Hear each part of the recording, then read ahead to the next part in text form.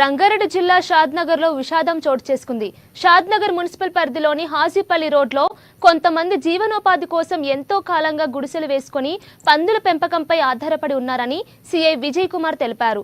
అయితే శుక్రవారం రాత్రి సమయంలో ఎల్లయ్య అనే వ్యక్తి పందులను దొంగిలించేందుకు పోతున్న సమయంలో అదే పరిసరాల్లో ఉన్న దుర్గయ్య, సాయమ్మ సంతానమైన 8 ఏళ్ల బాలుడు కట్టప్ప దృశ్యాన్ని చూశాడు.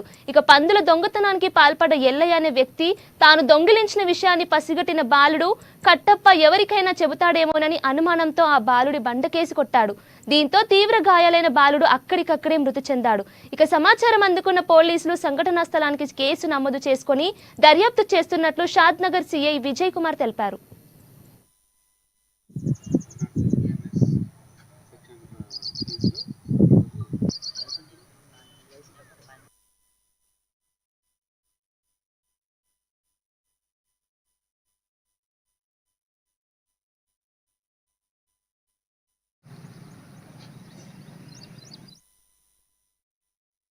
వినాయక చవితి